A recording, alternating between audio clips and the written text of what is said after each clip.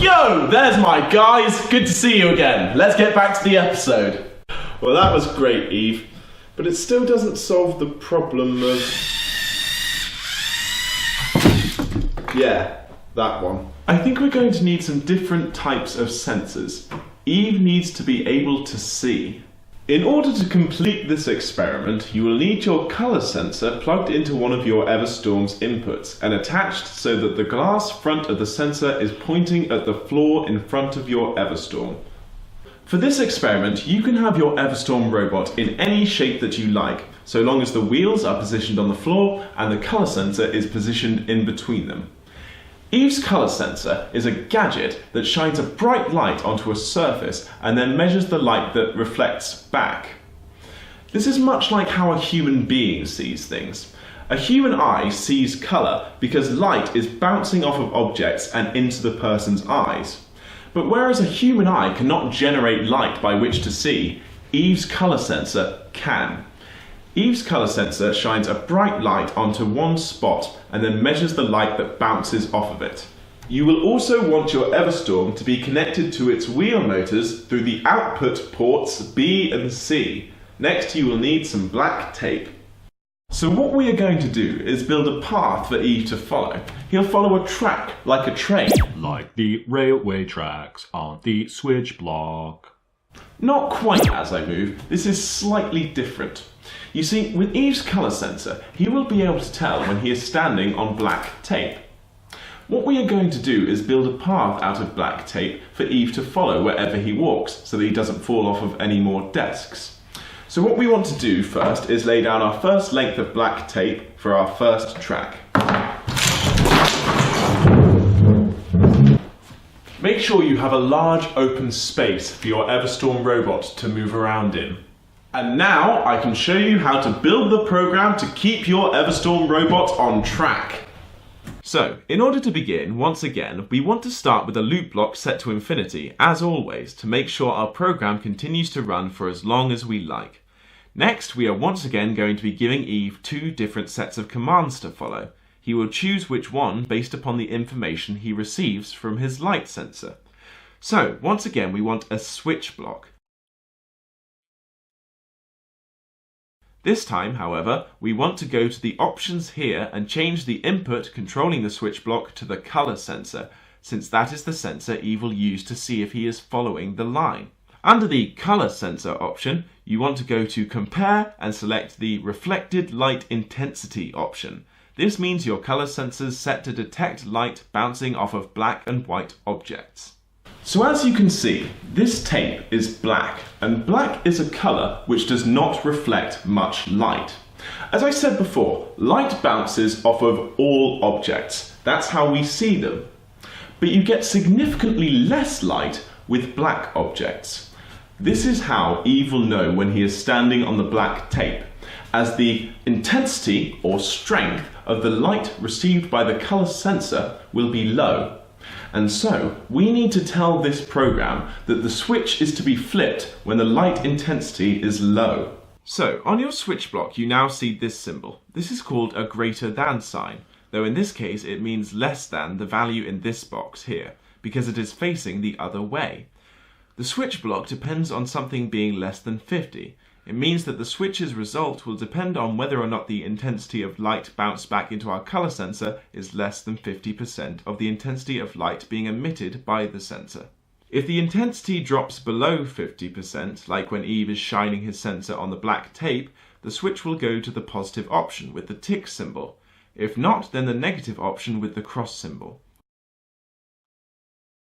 So, the best value to choose for when reflecting off of black tape for the reflected light intensity is 30%. But if this does not work for your tape, then the answer, as you know, is to get down to some debugging and adjust for your tape's colour. Now we want to start setting out the options. So we know that the commands that go into this half of the switch block will be performed when Eve's sensor detects less than 30% of light reflection intensity. So this is what Eve will do when he finds black tape. Now, if we were to simply tell Eve to go forward when he sees black tape, he will be forever running straight off the track. It's much better to have him constantly turning, checking his surroundings and where the black tape ends. So, in the top half, we should first have a large motor block. Remember to make sure your Everstorm's wheels are attached to output ports B and C for this experiment to work. This motor block we simply want to set to off for Eve's turn. If one wheel moves whilst the other is off, Eve will turn. Let's go to the top right-hand corner of the block and set this one for C. Now we want a large motor block. This is for the wheels connected to the B port, and so that can be set by going once again to the top right-hand corner of the block. Now, let's go to the options on this block and choose on for degrees, as we only want a tiny fraction of a rotation, specifically 1/24th of a rotation, which is 15 degrees. So put that into the degrees option. And you can have the power level at whatever you want. So that is the top half of your sequence complete. Now, for the second half, you need to just repeat the exact same steps as you did for the top half of the switch block, but this time, each motor block will control the opposite motor. So, add 2 large motor blocks. Set the first block this time to B and the second to C. And now apply all the same options as for the top half of the switch block, like so.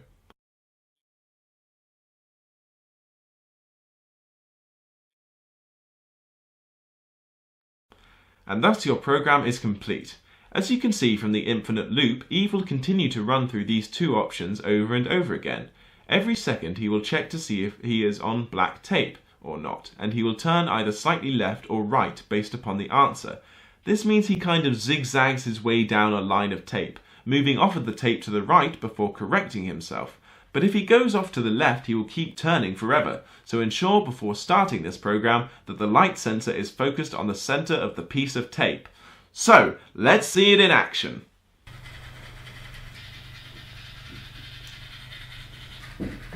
A robot that can follow lines has a lot of potential uses. In fact, I've just remembered that we need something for the next experiment. Eve, I'm going to need you to go out to the shops for me. I've got a shopping list for you here.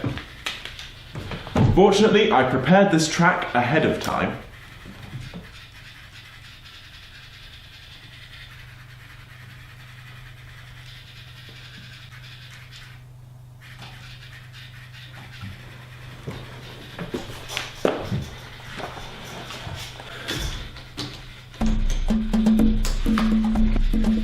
Okay. Hello, I require your assistance. Ah.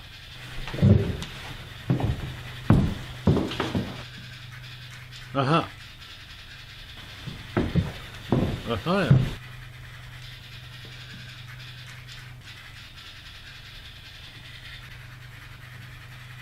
Yeah. I thank you and goodbye. Hi.